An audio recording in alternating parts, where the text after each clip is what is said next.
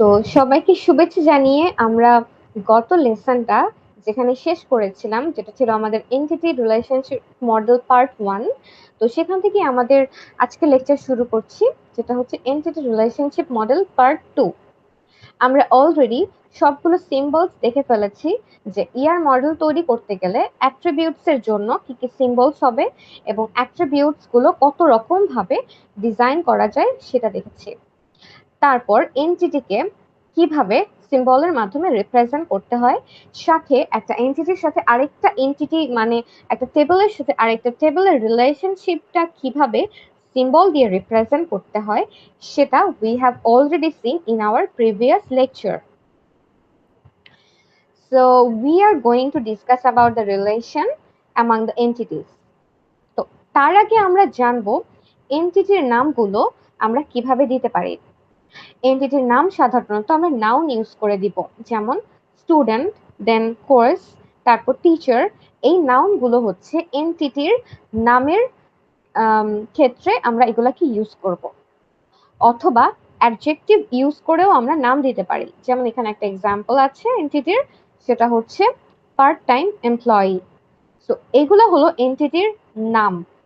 কিন্তু রিলেশন যখন দেখাবো, যেমন স্টুডেন্ট টেবিলের সাথে কোর্স টেবিলের কোনো রিলেশন, তখন সেই রিলেশনের নামটা আমরা দিতে পারি, যেমন স্টুডেন্ট টেক কোর্স, দেন টেকটা হবে এখানে রিলেশনশিপ, আর এটা একটা ভার্ব হবে।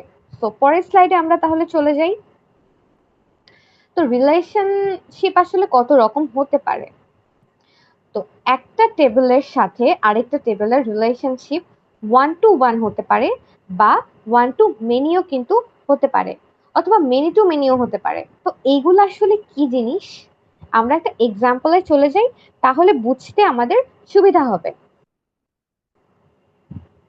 আচ্ছা, তাহলে আমরা একটা এক্সাম্পল দেখি। এখানে একটা ডায়াগ্রাম আমরা দেখতে পাচ্ছি।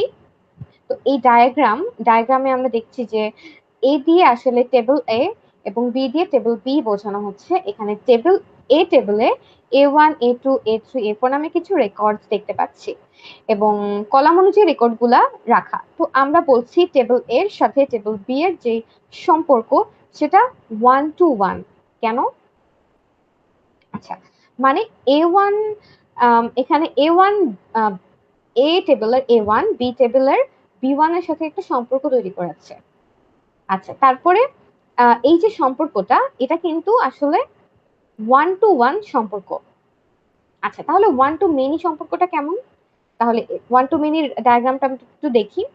এখানে আমরা দেখতে পাচ্ছি যে প্রথমটা A2 লেখা, বাট এটা A1 হবে। A1 টা B1 এর সাথে এবং B2 দুটার সাথে কিন্তু একটা রিলেশনশিপ ক্রিয়েট করেছে। আবার দেখতে পাচ্ছি আমরা যে A2 B3 এবং B4 এর সাথে একটা রিলেশনশিপ ক্রিয়েট করেছে। তাহলে এই সম্পর্কটা আমরা বলতে পারি 1 to many, একজন অনেকজনের সাথে আসলে এরকম রিলেশনশিপ ক্রিয়েট করেছে। তাহলে আমরা পরবর্তী এক্সাম্পল গুলাও দেখি। এখন আসি আমি মেনি টু মেনি রিলেশনশিপটা কেমন হয়। তো এখানে আমরা দেখতে পাচ্ছি A1 B1 এর সাথে, দেন B2 এর সাথেও A1 কিন্তু B2 এর সাথেও একটা রিলেশনশিপ ক্রিয়েট করেছে। আবার A2 কিন্তু B1 এর সাথে রিলেশনশিপ ক্রিয়েট করেছে। তাহলে এখানে শুধু A1 A2 A3 শুধু রিলেশনশিপ ক্রিয়েট করেছে তা না, B1 ও কিন্তু এই টেবিলের প্রত্যেকের সাথেই রিলেশনশিপ ক্রিয়েট করেছে। সো এই কারণে এই ধরনের রিলেশনশিপকে আমরা বলবো আসলে মেনি টু মেনি রিলেশনশিপ। আচ্ছা, তো আমরা এই 1 to 1 বা 1 to many এই রিলেশনশিপ গুলোকে কিভাবে বোঝাবো। তো তাহলে আমরা একটা এক্সাম্পলে আসি। তার আগে এই সিম্বল গুলো আমরা একটু দেখে নিই। তো আমরা কিন্তু গত 2 লেকচারে যে ইয়ার মডেলের এই সিম্বল গুলোই আসলে শিখছি। কেন? কারণ হচ্ছে একজন ডেটাবেস প্রোগ্রামার বা ডেটাবেস অ্যাডমিনিস্ট্রেটর সে আসলে কিভাবে এই কনসেপচুয়াল ডায়াগ্রামটা তৈরি করতে পারে, তার জন্য আমাদের এই সিম্বল গুলা খুব ভালো করে দেখতে হবে। সো এখানে ফার্স্টে কি আছে? ফার্স্টে আমরা দেখতে পাচ্ছি ওয়ান অ্যান্ড অনলি ওয়ান। আচ্ছা, তো এখানে একটা ট্রায়াঙ্গেল বক্স আছে প্রথমে। তো ট্রায়াঙ্গেল বক্সটা তো আসলে একটা এন্টিটির সিম্বল, এটা আমরা জানি। আর এটা আরেকটা এন্টিটির সাথে যখন রিলেশনশিপ তৈরি করবে, তখন এই সিম্বলটা দিয়ে আমরা তখন কি বুঝবো? এটা দিয়ে বুঝবো আমরা ওয়ান অ্যান্ড অনলি ওয়ান। যদি দুইটা এরকম লাইন টানা থাকে, আমরা এই রিলেশনশিপটাকে বলবো ওয়ান অ্যান্ড অনলি ওয়ান। আচ্ছা, তাহলে আমরা এখন শুধুমাত্র সিম্বল গুলো দেখবো যে কোন সিম্বলের কি মিনিং হচ্ছে। দেন সেকেন্ড সিম্বলটা যদি আমরা দেখতে পাই, সেটা হচ্ছে ওয়ান অর মেনি। তো এখানে যে অ্যারো সাইনটা আমরা দেখতে পাচ্ছি, এই অ্যারো সাইনটা দিয়ে আসলে এটা ইন্ডিকেট করা হচ্ছে, এটা দিয়ে বোঝানো হচ্ছে মেনি। আচ্ছা, তো আর সামনে যেই লাইনটা টানা আছে, এটাকে আমরা বলবো ওয়ান। তার মানে এরকম সিম্বল যদি দেওয়া থাকে, সেই রিলেশনশিপটার নাম হবে ওয়ান অর মেনি। আচ্ছা, দেন আমাদের ফার্স্ট যে সিম্বলটা আমরা দেখেছিলাম, যেটা ছিল ওয়ান অ্যান্ড অনলি ওয়ান, এটার একটা এক্সাম্পল যদি আমরা বলি, যেমন আপনি আপনার বাবার একজন এবং একমাত্র সন্তান, মানে একজন সন্তান এবং একমাত্র ছেলে বা একমাত্র মেয়ে। তো ব্যাপারটা আসলে অনেকটা এরকমই। আচ্ছা, তারপরে হচ্ছে থার্ড যে সিম্বলটা আমরা দেখতে পাচ্ছি, এখানে যদি এখানে বলা হচ্ছে যে zero or one or many. তো সেটা বোঝানোর জন্য আমরা প্রথমে জিরো বোঝানোর জন্য আমরা এই জিরো সিম্বলটাকে ইউজ করব। Then zero or one or many, তার মানে একটা বা তার থেকে বেশি হতে পারে। তার মানে এই মেনি বোঝানোর জন্য আমরা মেনি সিম্বলটা সেটা ইউজ করবো। এটা দেখে আমরা বুঝতে পারবো এই রিলেশনশিপটা হচ্ছে zero or one or many. আচ্ছা, তো এরকম করে আমাদের লাস্ট ওয়ান যেটা আছে, সেটা হচ্ছে জিরো অর ওয়ান। তার মানে জিরোর জন্য আমরা জিরো সিম্বলটা ইউজ করবো এবং ওয়ানের জন্য এই লাইনটাকে ইউজ করবো। এটা হচ্ছে আমাদের রিলেশনশিপের যেই যে রিলেশনশিপ গুলাকে যে সিম্বল দিয়ে আসলে এক্সপ্রেস করা হয়, সেগুলোর মিনিং। আচ্ছা, তাহলে আমরা একটু পরবর্তী স্লাইডে দেখি যে এখন আমরা কি করতে চাচ্ছি। তো এই হচ্ছে আমাদের একটা ডায়াগ্রাম। এটা দিয়েই কিন্তু আমাদের লেকচারটা শুরু হয়েছিল এবং এটাই আমরা তৈরি করতে চেয়েছিলাম। তো এখানে আমরা কি দেখতে পাচ্ছি?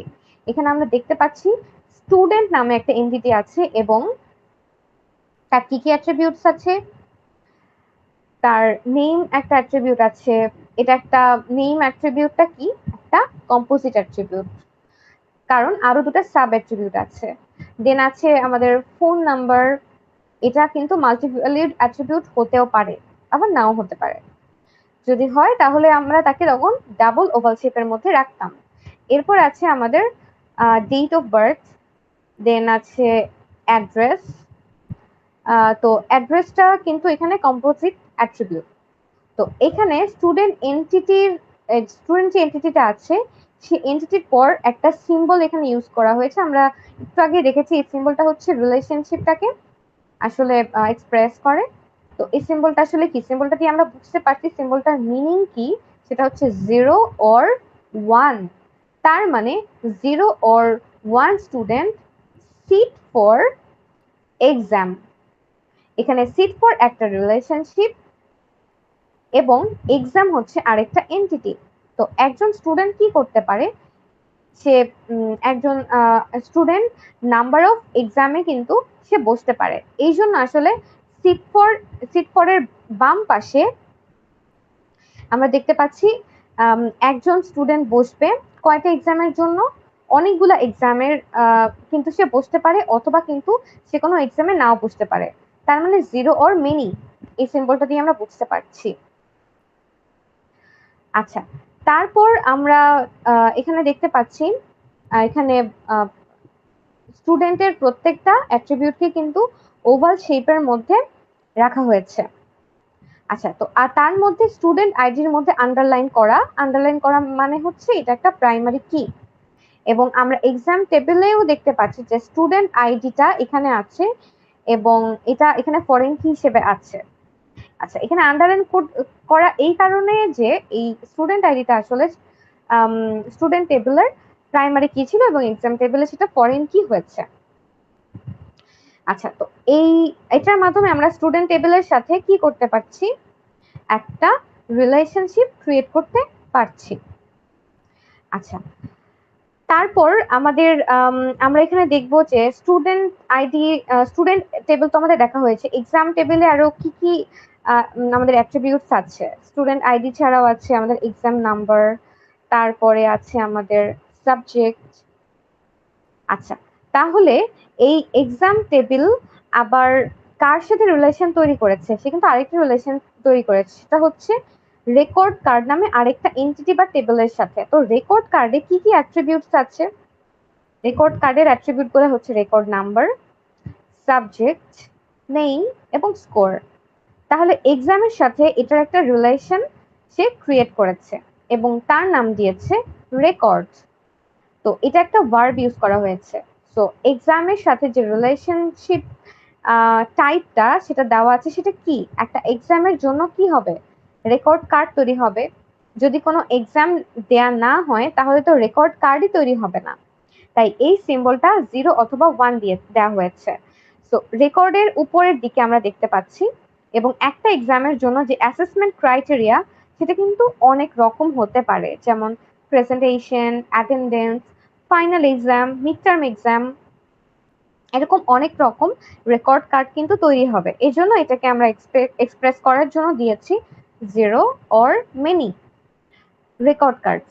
তাহলে এখন আমরা বুঝতে পারছি পুরো একটা ইয়ার মডেল কিন্তু ডিজাইন করা হয়ে গেছে, যেটা এতক্ষণ ধরে আমরা শিখছিলাম, যেটাই আমাদের অবজেক্টিভ ছিল। তো এই ইয়ার ডায়াগ্রামের রিলেশনশিপের নোটেশন কিন্তু অনেক ভাবে দেয়া যায়। আমরা একটু আগে একভাবে দেখেছি, এখানে দেখতে পাচ্ছি ছবিতে অ্যারো সিম্বলটা ইউজ করা হয়েছে। অ্যারো সিম্বল মানে হচ্ছে এটা দিয়ে আসলে 1 বোঝানো হচ্ছে। তো এখানে আমরা 1টা লিখে দিলেও পারি, সেটা না দিলেও সমস্যা নেই, অ্যারো দিয়ে বোঝাবে সেটা হচ্ছে 1। বাট অ্যাডভাইজারের ডান পাশে আমরা দেখতে পাচ্ছি একটা স্ট্রেইট লাইন দেয়া। না, এখানে স্ট্রেট লাইন দেয়া নেই। এটা হচ্ছে এখানে কিন্তু একটা, এখানেও কিন্তু একটা অ্যারো দেয়া এবং তার উপর একটা 1 লেখা। 1 লেখার মানেটা কি? মানেটা হচ্ছে এখানে ইনস্ট্রাক্টর টেবিল বা ইনস্ট্রাক্টর রিলেশন এবং স্টুডেন্ট রিলেশনের সাথে একটা 1 টু 1 রিলেশনশিপ ক্রিয়েট হয়েছে। তার মানে হচ্ছে একজন ইনস্ট্রাক্টর কিন্তু একজন স্টুডেন্টকে অ্যাডভাইজিং করতে পারে, এবং এই যে রিলেশনশিপ টাইপটা, যে একজন ইনস্ট্রাক্টর একজন স্টুডেন্টের সাথেই রিলেশনশিপ ক্রিয়েট করছে, সেটা আমরা এরকম অ্যারো সিম্বল ইউজ করতে পারি অথবা উপরে 1 লিখে দিতে পারি। আচ্ছা, এর তারপরের এক্সাম্পলটা যদি আমরা দেখি, সেটা হচ্ছে 1 টু মেনি রিলেশনশিপ। সেটাকে আমরা কিভাবে প্রকাশ করতে পারি? তো আমরা সেম এক্সাম্পলটা দিয়ে আমরা বুঝবো। সেটা হচ্ছে এটা, এখানে দেখতে পাচ্ছি একটা ইনস্ট্রাক্টর টেবিল আছে এবং আমাদের স্টুডেন্ট আরেকটা টেবিল আছে, এবং তাদের মধ্যে যে রিলেশনশিপটা সেটা কেমন, কি টাইপের। তো ইনস্ট্রাক্টরের দিকে একটা অ্যারো গেছে, তো অ্যারো দিয়ে আমরা বুঝতে পারি এই রিলেশনশিপটা হবে 1, এবং স্টুডেন্টের দিকে একটা স্ট্রেট লাইন গেছে। তো শুধু স্ট্রেট লাইন যদি যাই আমরা ধরে নিব সেটা হচ্ছে মেনির দিকে গেছে, এবং মেনি রিলেশনশিপটাকে আমরা এরকম স্টার চিহ্ন দিয়েও কিন্তু প্রকাশ করতে পারি। তার মানে ইনস্ট্রাক্টরের সাথে স্টুডেন্ট টেবিলের যে রিলেশনশিপটা সেটা হচ্ছে 1 টু মেনি রিলেশনশিপ। এটার মানে কি? এটার মানে হচ্ছে একজন ইনস্ট্রাক্টর কিন্তু অনেকজন স্টুডেন্টকে অ্যাডভাইজিং করতে পারে, এবং রিলেশনশিপটার নাম দেওয়া হয়েছে এই কারণে অ্যাডভাইজার। ওকে, এবার আমরা আসি মেনি টু মেনি রিলেশনশিপটা কেমন হয়। তো আমরা জানি many to many relationship, many রিলেশনশিপটাকে যখন আমরা এইরকম লাইন দিয়ে প্রকাশ করব, সেটা কি করব? এরকম স্ট্রেট লাইন দিয়ে প্রকাশ করব, তাই না? মেনি মেনি রিলেশনশিপকে আমরা সবসময় স্ট্রেট লাইন দিয়ে প্রকাশ করব।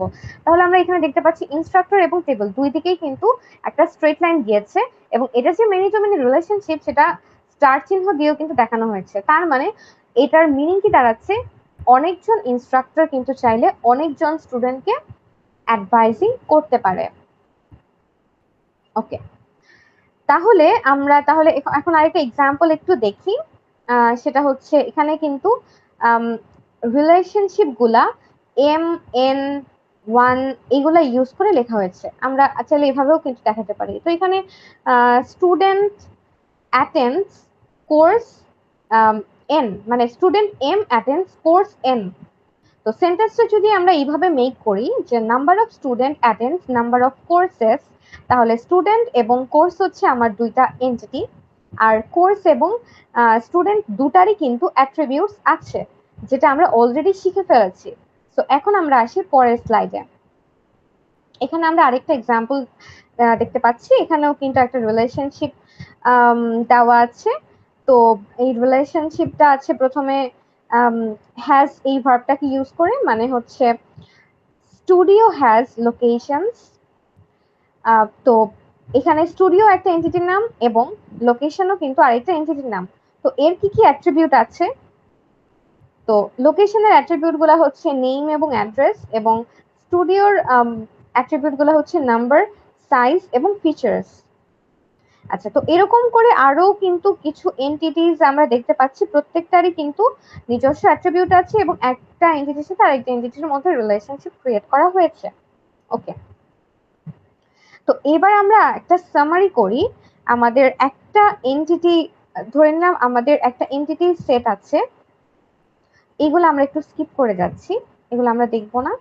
আমরা যদি সামারি করি এই রিলেশনশিপের নোটেশন গুলোর, তাহলে এখানে আমরা দেখতে পাচ্ছি যে একটা এন্টিটি সেট আছে, প্রথমে একটি এন্টিটিকে রেক্টেঙ্গল শেপ দিয়ে প্রকাশ করা হয়।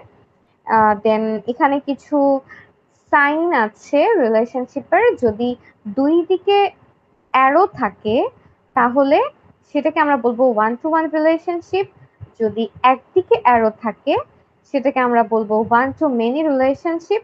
যদি দুদিকেই স্ট্রেইট লাইন থাকে সেটাকে আমরা বলবো মেনি টু মেনি রিলেশনশিপ। তো এইটুকু তো আমরা মোটামুটি আলোচনা করেইছি।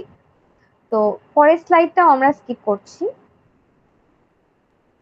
তো লাস্ট স্লাইডটা যদি আমরা দেখি, এখানে একটা সিম্পল ইউনিভার্সিটির ইয়ার মডেল দেওয়া আছে। তো এখানে কি কি টেবল বা এন্টিটি আছে আমরা দেখতে পাচ্ছি।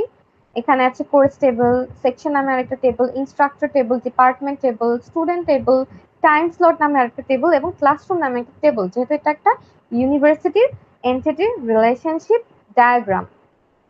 ওকে, সো লাস্টলি আমি মিল্টনের একটা কোট দিয়ে শেষ করছি। If opportunity doesn't knock, build a door. So thanks for watching.